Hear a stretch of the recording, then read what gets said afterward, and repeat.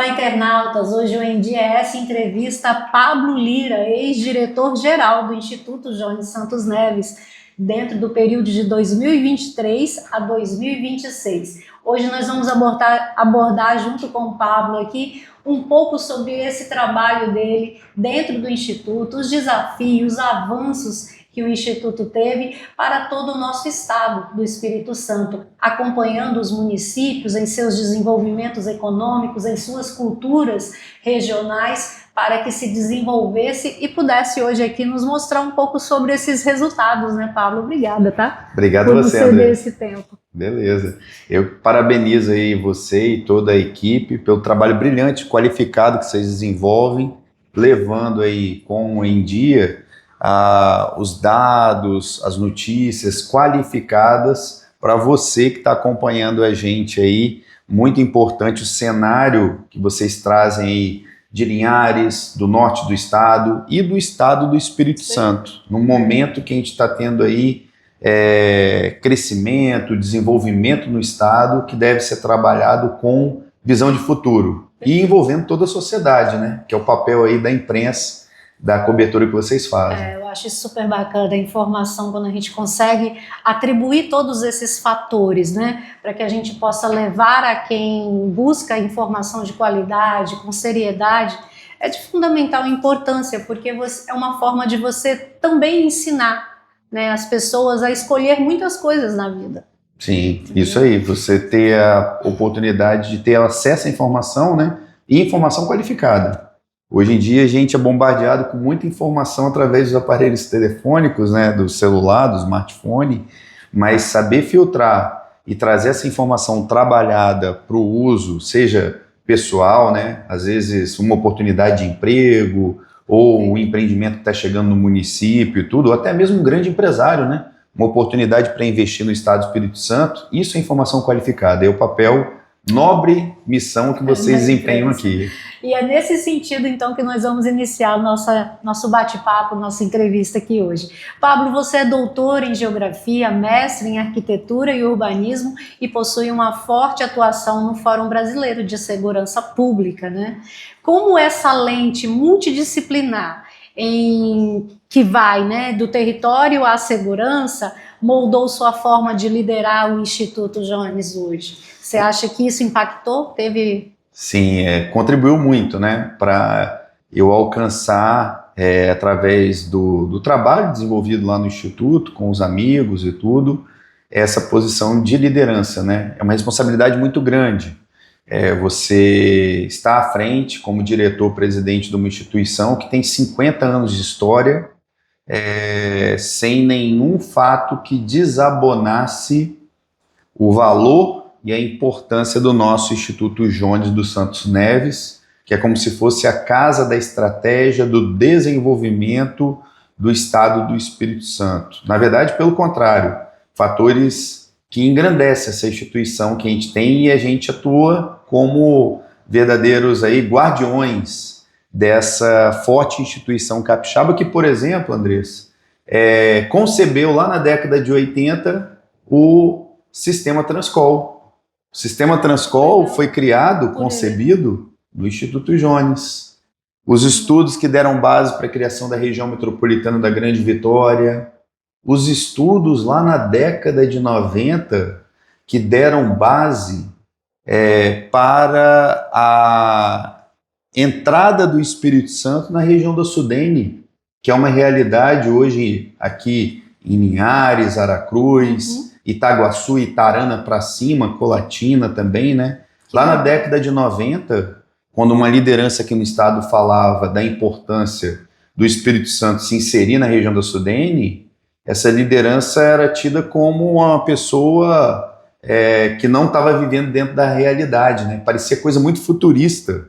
E fora da realidade brasileira, da administração pública brasileira, da gestão territorial, o Espírito Santo se inseria na região da Sudene. E o Instituto Jones foi uma das instituições que, com base na ciência, dados, evidências científicas, contribuiu para esse ganho, né? E, inclusive, fundamental o pleito das nossas lideranças, junto ao governo federal, lideranças empresariais, políticas, defender a entrada do Espírito Santo na região da Sudene. Então é uma responsabilidade muito grande e a minha formação saiu lá de Guarapari, no Morro da Caixa d'Água, final da década de 90, e ingresso na UFES no ano de 2000 e fiz a graduação na Geografia, fiz uma especialização na Biologia lá na UFES também, um curso de aperfeiçoamento na Universidade de Cergy, na França, sobre planejamento urbano.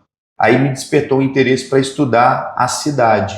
Quando eu volto da França, fiz primeira turma de mestrado de arquitetura e urbanismo da UFES. Passei em primeiro lugar. Era um geógrafo no meio dos arquitetos e urbanistas lá. Depois fiz o doutorado e o pós-doutorado na geografia. Também no doutorado passei em primeiro lugar, já na geografia, né, com os geógrafos. Tinha alguns amigos da arquitetura também que vieram para a primeira turma do doutorado de geografia, estudando temas aí do desenvolvimento econômico do Estado, segurança pública. Tem livros publicados nessa área, né, da importância do planejamento urbano como forma de prevenção da violência. E aí, quando entro no Instituto, Andressa, por concurso público, já era servidor público, tinha trabalhado na CESP, Secretaria de Segurança Pública, durante 6 anos, na gerência de estatística lá da CESP. E aí entro no Instituto em 2010, por meio de concurso público. Já em 2011, assumi um cargo de diretor técnico, entre 2011 e 2014.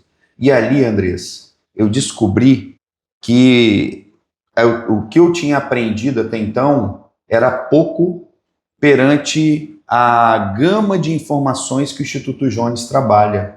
A gente trabalha com o cálculo do PIB, cálculo da pobreza, indicadores de mercado de trabalho, e eu costumo falar com os amigos lá do Instituto, e eles concordam comigo, estão assistindo a gente aí, que lá no Instituto a gente forma em vários mestrados e doutorados práticos na política pública.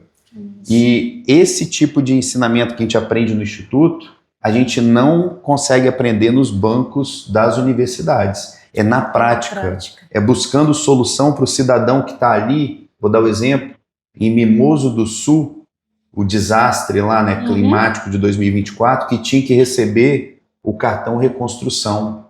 Aí o bombeiro, Coronel Cerqueira, Coronel Ferrari da Defesa Civil, chega para o Instituto e fala: precisamos desenvolver uma metodologia para entregar o cartão reconstrução para quem está precisando, através da ciência. A gente desenvolveu essa solução naquela época, utilizando mapeamento com drones, teve um trabalho de georreferenciamento que a gente fez, conseguiu localizar a latitude e longitude de quem precisava do cartão. Perfeito. Então, isso daí para o cientista é o ápice.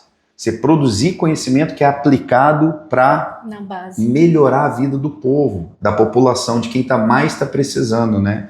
Então, eu costumo defender a ideia de que o Instituto, quem entra no Instituto para trabalhar no Instituto, forma verdadeiros diplomatas aqui do Estado, com conhecimento, como você falou, holístico, né, em várias áreas do conhecimento. Cuidar da vida do cidadão. E com as profundidades para melhorar a vida da população. Perfeito. E é nesse sentido, então, que o Instituto trouxe para um evento a professora e doutora Tatiana Sampaio, né, para falar sobre ciência translacional. Sendo professor e gestor, qual é a maior dificuldade hoje para traduzir a pesquisa acadêmica em políticas públicas aplicáveis no dia a dia do capixaba? Então, o grande desafio que a gente tem na ciência hoje em dia, e a professora Tatiana é um exemplo disso, né, é a gente falar de forma simples a ciência, comunicar de forma simples o conhecimento científico. Infelizmente, ainda tem muitos cientistas que se sente satisfeito de falar para os seus pares em congressos dentro dos muros das universidades. E quando a gente comunica para os nossos pares, isso é bom, não é ruim. Mas o ideal é quando a gente consegue romper essa comunicação, os muros da universidade. Então, às vezes você está produzindo um estudo no campo das bacias hidrográficas. Aí você tem lá cálculo de vazão da bacia. Você tem os índices pluviométricos, que é difícil, né, você traduzir esses conhecimentos, esses métodos científicos para o dia a dia. Se essa informação ficar restrito na linguagem acadêmico-científica, a dona de casa que é casada com um pescador de uma determinada bacia hidrográfica, um lavrador, um produtor rural que depende da irrigação daquela bacia hidrográfica para sua produção, ele não tiver acesso àquela informação, àquele conhecimento, a gente cria um desequilíbrio no acesso à informação. Então, essa população, eles têm que ser priorizados no acesso à informação científica. Traduzir o conhecimento científico para a população. É o que a gente tem defendido lá no Instituto, na nossa gestão, a popularização da ciência, tecnologia e inovação. Eu costumo brincar de que a ciência precisa tirar a gravata, tirar o terno, sapato, botar um chinelinho de dedo, bermuda, camiseta regata e ir lá na ponta, dialogar com a população. Nós, cientistas, temos esse dever, porque foi investido na nossa formação, na Universidade Federal e universidades privadas também, o sistema de bolsas de ciência, tecnologia e inovação no Brasil, é investido dinheiro público. A gente tem o dever de dar um retorno para a sociedade através da melhoria das políticas públicas. E a gente tem esse desafio, porque infelizmente a gente tem um pequeno grupo da população que tenta negar o valor da ciência. E vem uma doutora como a Tatiana, bióloga, né, que traz seus conhecimentos e mostra, ó, as pessoas que sofreram lesão na medula têm uma forma de tratamento aqui revolucionário que pode trazer um movimento motor para essas pessoas. Olha que maravilha. Trazer esperança. A ciência é sinônimo de esperança. Uhum. E o desafio é a gente propagar isso, disseminar, chegando lá na ponta, nas multidões. Porque só assim a gente consegue ter um antídoto dessa onda que tenta desqualificar a ciência. Um exemplo na prática no estado do Espírito Santo, onde a ciência saiu da sua linguagem científica, técnica, acadêmica e se colocou ali no campo, né? Diretamente na linguagem daquele que necessita desse entendimento. Então, eu chego até a me emocionar com essa pergunta que eu já sei qual é a resposta que eu vou dar. E as pessoas perguntam isso. Período da pandemia. Pandemia da Covid-19. Foi a mais grave crise sanitária que a humanidade enfrentou nos últimos 100 anos. De um lado, a gente tinha os alarmistas, que potencializavam o problema que a gente estava vivendo. Do outro lado, os negacionistas, que falavam que não era aquele problema todo que o mundo estava falando, negavam a eficácia das vacinas, né? Qual foi o caminho que o Estado do Espírito Santo seguiu? Foi o caminho do equilíbrio, da ciência. Na liderança do governador Casagrande, ele chama todos os secretários no início de 2020, presidentes de autarquia, diretores e tudo, e aí ele chega para o Instituto Jones, na minha pessoa, e ele fala: Pablo, era numa segunda-feira, em março, ainda a situação não estava crítica aqui no estado, estava registrando os primeiros casos. O governador Casagrande vira para mim e fala: Pablo, hoje é segunda-feira, sexta-feira eu tenho uma reunião com os prefeitos do estado, nessa sala aqui, tinha um painel lá nessa sala. Eu preciso que o Instituto Jones traga as informações da Covid. Ainda não era chamado de pandemia, né? Para mostrar a gravidade para os prefeitos, para eles entenderem. É a transparência pública, sim, né? E aquela missão que ele deu, na mesma hora eu fiz contato com os diretores lá do Instituto, coordenadores, viramos 3 noites e conseguimos desenvolver o painel Covid. E aquele painel foi do início até o fim como um norteador da tomada de decisão. E ali o governador Casagrande deu uma lição, que ele falou: eu preciso de tomar decisão e planejar ações com base em dados, em informação, não pode ser no achismo.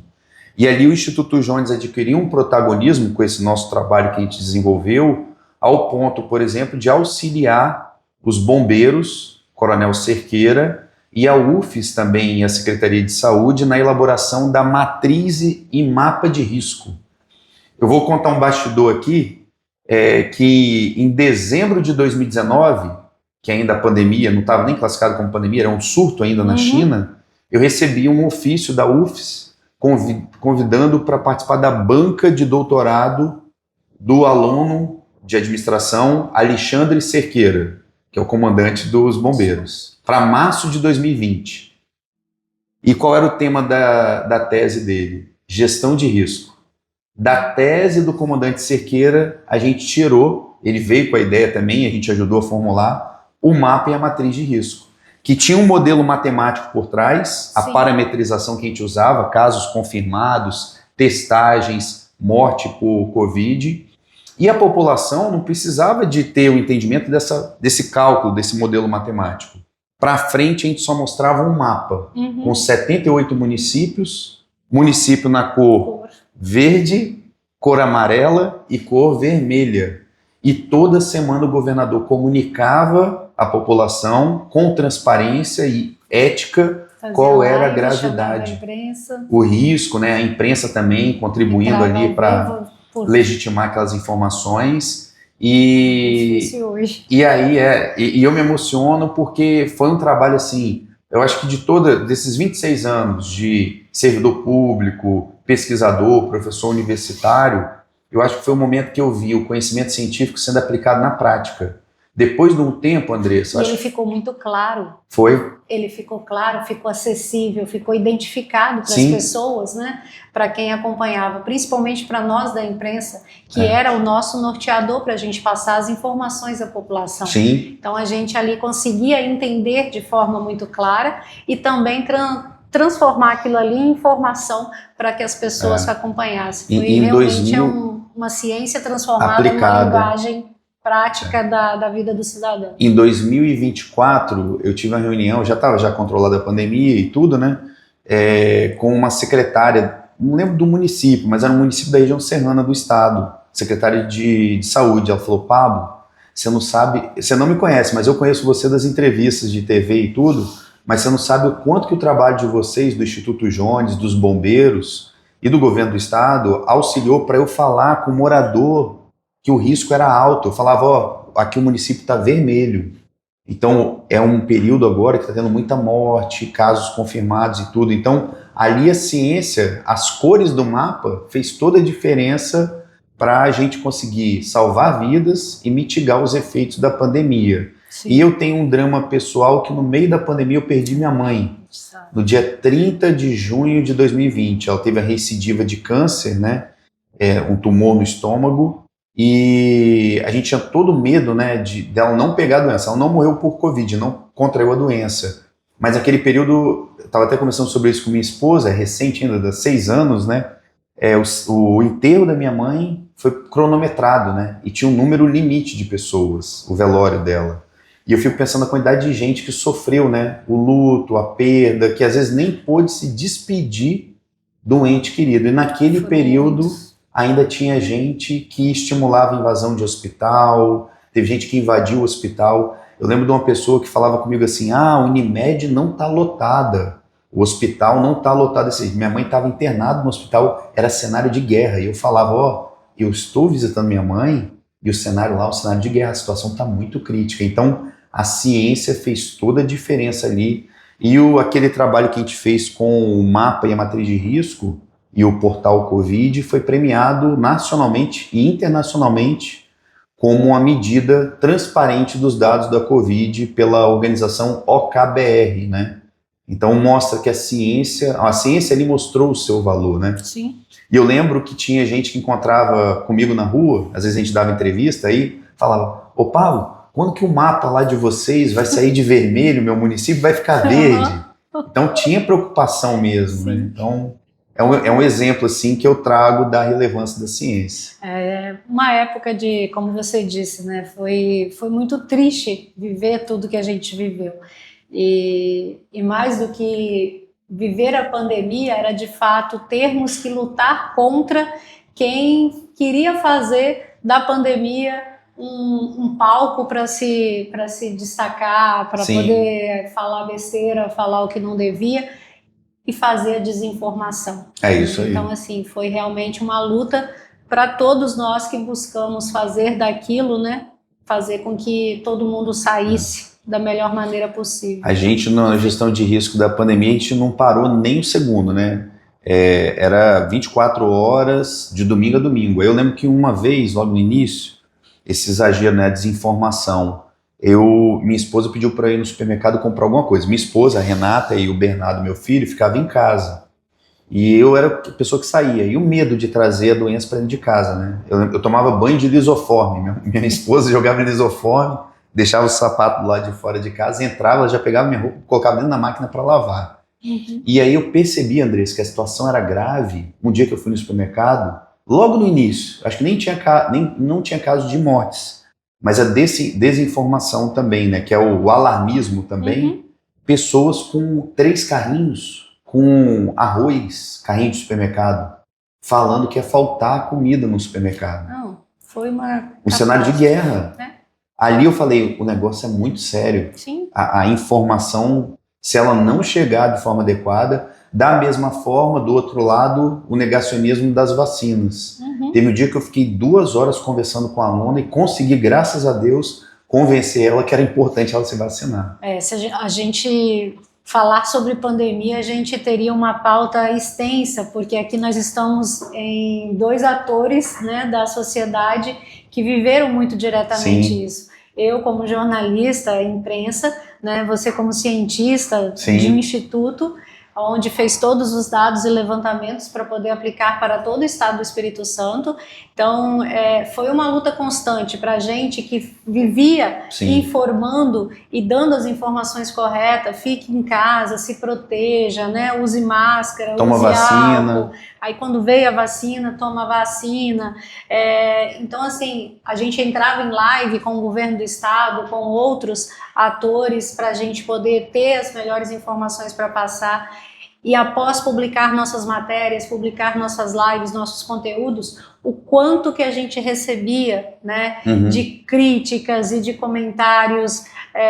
Eu, particularmente, até ameaçada fui, né? Olha só, que absurdo. Onde uma pessoa virou e falou assim, uma jornalista a menos ou a mais não vai fazer falta, né? Então, assim, foi caso que me chocou muito, me deixou muito, muito mal, porque a gente defendia, Sim. né? Então, a gente queria que as pessoas se cuidassem, se protegessem, salvassem as suas vidas, o máximo que pudesse, né? E também dos seus entes queridos. Então a gente defendia isso junto com... E a gente sofreu muito, nós da imprensa, sofremos muito por isso. 3 profissões que eu avalio assim que foram fundamentais para a gente superar a crise da pandemia. Profissionais da saúde, que estavam ali lidando com um inimigo, era desconhecido, a doença, e salvando o máximo de vidas, né? Desenvolvendo técnicas, tratamento, num cenário que faltavam insumos. A falta de uma coordenação nacional no Brasil contribuiu para agravar a crise, né? Eu lembro do governo do estado comprando respiradores, aí teve uma compra de respiradores que ia passar pelos Estados Unidos. Sim. Pelos Estados Unidos, o presidente na época estava confiscando, o atual presidente dos Estados Unidos, estava confiscando os respiradores para os Estados Unidos. Olha que maluquice, que nível que a gente chegou, né? Aí tinha que pagar um frete mais caro para não passar pelos Estados Unidos, porque eles estavam retendo os respiradores comprados por outros países. Então até isso a gente teve que lidar. Então, profissional de saúde, a segunda profissão, os profissionais de segurança também desempenharam um papel muito importante, os policiais, porque as facções criminosas continuaram atuando no território. Bombeiros. Com os bombeiros militares da Defesa Civil aqui do estado, a gente conseguiu fazer um monitoramento das pessoas infectadas pela Covid. Como está a sua temperatura, a distribuição de oxímetro. Então teve esse trabalho também. E a terceira profissão fundamental no período da pandemia, a profissão da imprensa, né? Os profissionais da imprensa fizeram a diferença. Você é um exemplo, tá, minha amiga? Parabenizar aí o trabalho e ainda ter pessoas que ameaçam a gente cumprindo o nosso exercício, nossa função, né, profissão, e se não fosse o trabalho da imprensa naquele período da pandemia, que os dados nacionais foram retirados do site do Ministério da Saúde, aí teve um consórcio nacional de imprensa para a gente conhecer como que estavam os dados da pandemia no nosso país. Então, isso daí é fazer valer o juramento nosso lá na academia de cumprir a nossa profissão com zelo com a sociedade. Foi, sem dúvida nenhuma, o momento mais difícil da minha profissão. Sim. E, assim, o que abalou de fato, né? Principalmente pela insensibilidade de algumas pessoas em tratar algo tão sério, querer normalizar com espetáculo. Foi um período de guerra, a gente venceu essa guerra aqui no estado com transparência, equilíbrio, uso da ciência e conseguimos conquistas importantes. Sim. Hoje o Espírito Santo é o estado com o maior número de leitos per capita do Brasil. E eu acho que depois de tantos anos, né, Pablo, a gente poder estar aqui hoje conversando sobre Sim. isso e mostrando um pouco do quanto a gente foi importante nesse processo de superação, Sim. né, dessa pandemia, a gente fica feliz também. Sim. A gente sofreu muito lá atrás, né, a gente sente as dores e sentiu as dores de muitas pessoas, mas a gente hoje sente feliz, agradecidos, né, e de uma certa forma assim honrados por termos cumprido o nosso papel, isso aí. cumpridos a nossa profissão, a nossa missão, da gente poder de uma certa forma contribuir nesse montante de ações que foram Sim. necessárias para que a gente superasse tudo isso. Esses legados, né, que a gente comentou, os leitos de UTI, hoje o conhecimento lá do painel do portal Covid é usado para outras doenças, Sim. como arboviroses, ou a própria gestão de risco climático no estado, agora com o Super El Niño. O governo do estado, o governador Ricardo Ferraço, anunciou junto com o coronel Cerqueira e o coronel Ferrari, da Defesa Civil e Bombeiro, um comitê de comando e controle do Super El Niño, inclusive com medidas já preparando o estado para os eventuais impactos do Super El Niño aqui no estado do Espírito Santo. Isso daí tem o DNA do comando e controle da pandemia também. É o aprendizado, né? É o legado da ciência que vai evoluindo. Que vai evoluindo, isso evoluindo aí. Com as novas ações que vão surgindo. Isso aí. É aquela história, né? Mar calmo não forma bom marinheiro, né? Verdade. A gente aprende muito. Isso aí. Eu falo que nas dificuldades eu acho que é o momento que a gente mais aprende. Que a gente mais se torna ali pessoas que a gente entende que nós somos capazes de avançar um pouco mais e de mostrar mais serviço, mais trabalho e fazer cada vez melhor. Isso aí. Isso é bom. Falando nisso, o Instituto, né, completou 50 anos, como você mesmo disse, e tem um livro, né, Pablo, que foi lançado, né, que resgata a memória da instituição. Então, assim, nesse livro, né, eu tive no evento de lançamento, e aí a pergunta como você considera ser o principal quebra de paradigma do Instituto Jones das últimas décadas até o momento atual de produção de inovação pública? Então, quando a gente assumiu essa missão agora do Instituto, 2019 para cá, né? Eu, na época, estava como diretor de integração do Instituto. Criamos essa diretoria, né? Ajudei a criar a diretoria de integração lá no Instituto. E o nosso foco foi justamente na popularização da ciência, tecnologia e inovação. E antes de 2019, as informações do Instituto eram aquele modelo clássico da academia, da universidade. Papers, relatórios com 20, 30 páginas. Hoje, um secretário municipal que vai tomar decisão, ele não tem tempo de ler nem 5 páginas. Então a solução tem que estar na palma da mão dele. O prefeito, se ele quer saber como que está a demanda por creche no município, ele não vai conseguir ler um relatório de mais de 20 páginas. Tem que estar aqui, ó, na palma da mão, no celular. Então nós implementamos no Instituto, no planejamento estratégico já de 2019, o Instituto focar em métodos científicos inovadores. Então hoje a gente tem dezenas de painéis interativos, não que a gente abandonou formato clássico de livro, paper, artigo científico, relatórios. Mantém. Só que agora a gente tem a entrega na palma da mão. Grupo de WhatsApp, que o gestor público ou privado pode ter acesso ao PIB do estado do Espírito Santo mais atualizado, como que está a taxa de desemprego, nível de investimento, e abrimos o Instituto para a sociedade. Bacana. Sociedade, quando a gente fala, é tanto sociedade civil, conselhos de classe, estabelecemos pontes fortes com o CREA, com o CAU, CRA, Conselho de Contabilidade, com as academias que a gente já tinha parceria, nós fortalecemos a nossa presença nas redes de pesquisa nacional e internacional, como o Observatório das Metrópoles, E também estabelecemos parceria com 78 municípios capixabas, cooperativismo também. Então a gente defende a tese aí de que sozinho a gente vai mais rápido, junto a gente chega mais longe. Mudamos o método de divulgação dos dados do Instituto e demos as mãos aí com vários colaboradores e parceiros do Instituto. E aí no final do ano passado, isso daí é reconhecido, né? Inclusive, a gente vem recebendo vários prêmios de inovação. O Instituto ganhou o prêmio Inoves, que é o Oscar do Serviço Público Capixaba na inovação, em 2022, com o Observatório da Segurança Cidadã. Hoje, se você quiser saber qual é o bairro de Linhares que está tendo o maior número de furtos de bicicletas elétricas, na palma da mão. Quem quiser acessar aí, você pode entrar no site do Instituto e pesquisar o Observatório da Segurança Cidadã.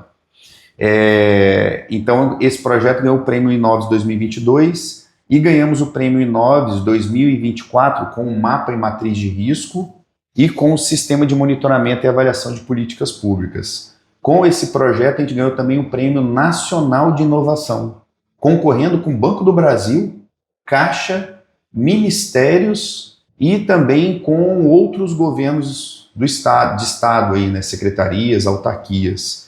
Então, essa virada de chave veio com o planejamento estratégico do Instituto, que tem 50 anos, e pela primeira vez nós fizemos questão de colocar a palavra inovação na nossa missão e visão do Instituto. A gente vive o século XXI.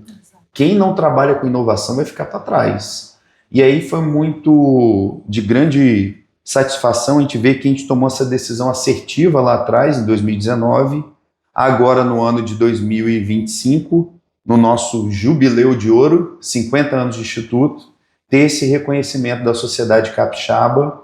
E também o livro foi uma ideia de trazer um pouco dessa história. O Instituto chegou até aqui, não foi por conta do diretor A, B ou C, foi por conta desde o primeiro servidor 01, lá em 1975, até o estagiário hoje em dia, o motorista do Instituto, a pessoa que atende, recebe todo mundo na nossa portaria. Então, é uma obra coletiva e que está resumida nesse livro, que está disponível no site do Instituto. Peço aí para vocês acessarem, conhecer um pouquinho. Quem já conhece também vai ver lá. Está bem organizado o livro. E a gente tem lá desde diretores, parceiros, pesquisadores, que contam um pouquinho dessa história dessa instituição que orgulha muito os capixabas, né? E eu tenho uma satisfação de ter liderado essa instituição e ser servidor de carreira nessa instituição há 16 anos. Então, convite aí à leitura para conhecer um pouquinho mais do nosso instituto, esses 50 anos que ficaram para trás. Agora nós estamos construindo juntos os próximos 50 anos. Posso garantir, é um livro muito bacana de se acompanhar. Ô Pablo, em tempos de polarização, em que dados oficiais são frequentemente questionados, né? Como o Instituto Jones blinda sua produção técnica e científica de eventuais pressões políticas? Então, a ciência é um antídoto, né, para esse cenário que a gente está tendo de polarização no nosso país e no mundo, né? Se a gente não... se a gente quiser ser levado pela onda da polarização, é só a gente não olhar para os dados e informação. Porque com dado e informação a gente consegue tomar decisões assertivas, lúcidas, equilibradas. Na gestão pública não há espaço para paixão ideológica. Na gestão pública não há espaço para improviso e achismo. A gestão pública tem que ser orientada com base em dados, ciência e informação para tomar a decisão certa. O caixa do governo do estado, do município, ele é finito. A gente tem que utilizar a informação correta para usar de maneira otimizada os recursos para atender o nosso cliente, que é muito nobre, é o cidadão, é o povo. Então, é muito de grande responsabilidade que a ciência seja utilizada como um antídoto para garantir aí uma decisão mais assertiva para levar educação de qualidade para quem precisa, para a sociedade como um todo, valorização dos profissionais da educação, da saúde, segurança pública. Sem segurança pública, o Estado brasileiro para. Vivemos isso aqui no Espírito Santo. Fevereiro de 2017, aquela crise de fevereiro de 2017, ela não começou em 2017. Ela começa anterior, quando o governo do Estado, em 2015, cortou o diálogo com várias carreiras, dentre elas a questão do fisco. Em 2016 já teve um desgaste. Quando chega em 2017 com a segurança pública, aquela crise que eu costumo dizer que é a mais grave crise da segurança pública capixaba, isso está na minha tese de doutorado, ela aconteceu e ela poderia ter sido evitada se fosse levado em conta ali os dados, as informações, e a gente viveu no estado do Espírito Santo um lockdown antes da pandemia da Covid-19. Foi até pior do que a Covid, fevereiro de 2017, porque a indústria parou. Na pandemia, a indústria não parou aqui no estado.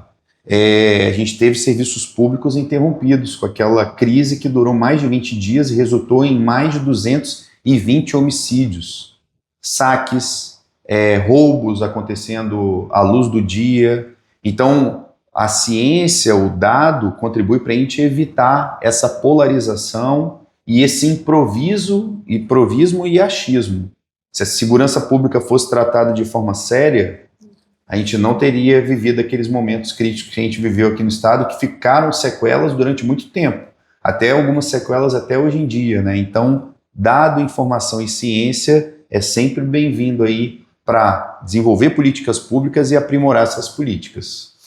Bom, internauta, vocês têm percebido que a gente tem aqui um professor, um cientista, então nós vamos aproveitar esse gancho dos investimentos que o Pablo começou a abrir falando para a gente trabalhar o próximo bloco dessa entrevista do NDES Entrevista com Pablo Lira sobre o PIB capixaba, sobre o desenvolvimento econômico do Espírito Santo, sobre os dados do Instituto do Jones Santos Neves. Então, no próximo bloco a gente continua trabalhando e entrevistando o Pablo sobre esses dados da economia capixaba. Pablo, qual a mensagem que você deixa para esse primeiro bloco para os nossos internautas?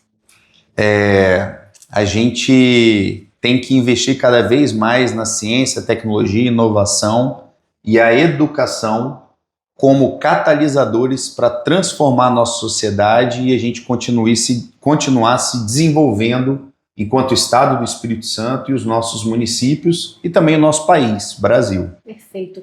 Essa entrevista vocês acompanham no nosso site, nds.com.br, os recortes dessas perguntas nas nossas redes sociais, @nds, e essa entrevista na íntegra no nosso canal do YouTube.